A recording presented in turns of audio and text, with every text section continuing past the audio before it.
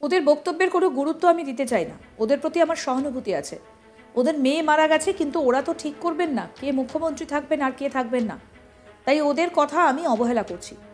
অভয়ার বাবা মাকে এবার সরাসরি আক্রমণ তৃণমূল সাংসদ সৌগত রায়। তিনি বলছেন যে কে মুখ্যমন্ত্রী থাকবেন সেটা অভয়ার বাবা মা ঠিক করবেন না। আরজি কর কাণ্ডে মুখ্যমন্ত্রী মমতা ব্যানার্জির পদত্যাগ দাবি করেছেন অভয়ার বাবা মা। তার এই মন্তব্যকে ঘিরে ইতিমধ্যে শোরগোল রাজ্য রাজনীতি। রাজ্যের মধ্যে ফিরহাদ হাকিম বলেছেন অভয়ার বাবা মা তাদের এখতিয়ারের বাইরে গিয়ে কথা বলছেন। মা বাবাকে নিশানা করতে দেখা গেছে তৃণমূল মুখপাত্র কুণাল ঘোষকেও। এবার এই নিয়ে মুখ খুলেছেন তৃণমূল সাংসদ সৌগত রায়। তিনি বলেন, ওদের বক্তব্যের কোনো গুরুত্ব আমি দিতে চাই না। ওদের প্রতি আমার সহানুভূতি আছে। ওদের মেয়ে মারা গেছে, কিন্তু ওরা তো ঠিক করবেন না কে মুখ্যমন্ত্রী থাকবেন আর কে থাকবেন না। তাই ওদের কথা আমি অবহেলা করছি। কি বলছেন তৃণমূল সাংসদ সৌগত রায়, শুনবো। ওদের বক্তব্যের আমি কোনো গুরুত্ব দিতে চাই না। ওদের প্রতি আমার সহানুভূতি আছে। ওদের মেয়ে মারা গেছে, কিন্তু ওদের কি লোকাস্টার নেই। ওরা তো ঠিক করবে না যে কে মুখ্যমন্ত্রী থাকবে না থাকবে। সুতরাং ওদের কথা আমরা অবহেলা করছি। ইতিমধ্যেই সাজা ঘোষণা হয়েছে সঞ্জয়ের। তার দুটো কোশ্চেন আছে। সঞ্জয়ের সাজা ঘোষণা হয়েছে যাবজ্জীবন, কিন্তু অভয়ের পরিবার বলছে যে এই সাজায় তারা পরিবারের কথা শুধু সংবাদ মাধ্যম গুরুত্ব দেয়, আর কেউ গুরুত্ব। সোমবার রাতে মধ্যমগ্রাম জনকল্যাণ ময়দানের একটা অনুষ্ঠানে উপস্থিত থেকে সৌগত রায় এই মন্তব্য করেছেন। রাজ্যের গণতন্ত্র বিপন্ন বলে বাংলার চিকিৎসকেরা যে আওয়াজ তুলেছেন তা নিয়ে সৌগত রায় বলেন, ওদের কথার কোনো গুরুত্ব নেই। চিকিৎসকরা তো আর রাজনীতি করেনি, রাজনীতি ঠিক করে মানুষ। মানুষ যাকে ভোট দিয়েছে তারাই সরকার চালায়। বাংলার মানুষ ভোট দিয়ে মমতা ব্যানার্জিকে জিতিয়েছেন, মুখ্যমন্ত্রী করেছেন। ডাক্তাররা কি বললো তাতে কি যায় আসে। শুনুন কি বলছেন এই বিষয়ে তৃণমূল সাংসদ সৌগত রায়। কথার কোনো গুরুত্ব নেই। ডাক্তাররা তো আর রাজনীতি ঠিক করেনি, রাজনীতি ঠিক করে মানুষ। মানুষ যাকে ভোট দিয়ে জেতায় তারাই সরকার চালায়। তো বাংলার মানুষ ভোট দিয়ে মমতা ব্যানার্জিকে জিতিয়েছেন, মুখ্যমন্ত্রী করেছেন। ডাক্তাররা কি বললো তাতে কি আসে।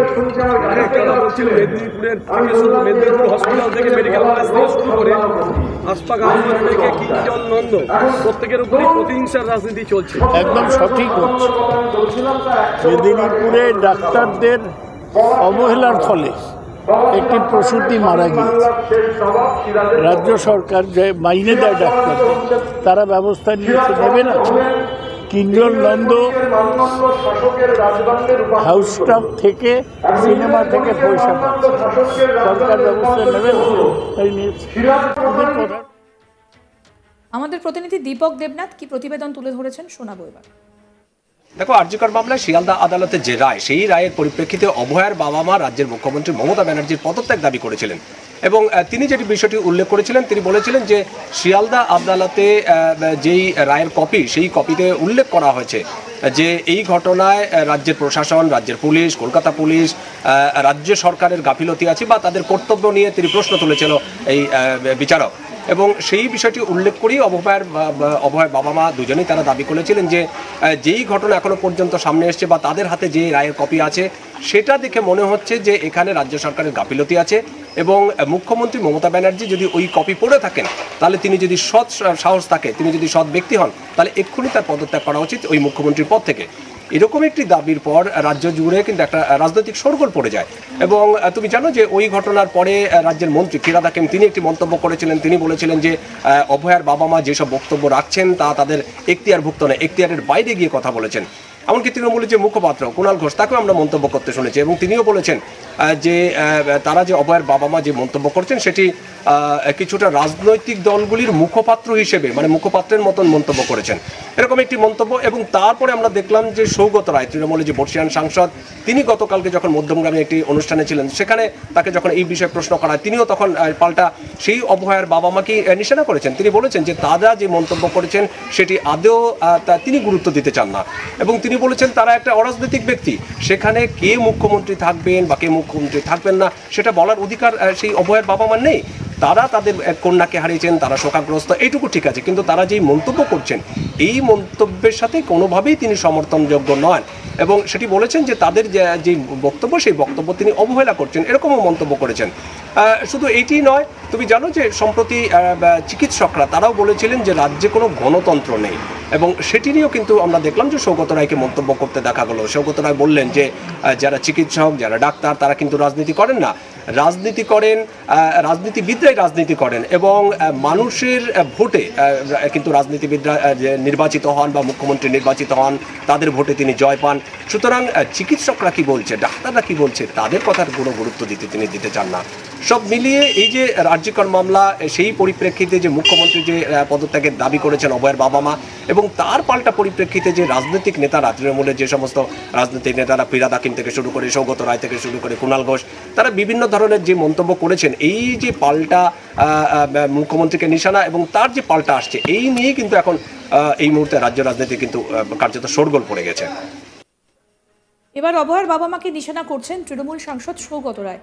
তিনি বলছেন যে ওদের মেয়ে মারা গেছে, ওদের প্রতি আমার সহানুভূতি আছে, কিন্তু মুখ্যমন্ত্রী কে থাকবেন না সেটা তারা ঠিক করে দিতে পারেন না।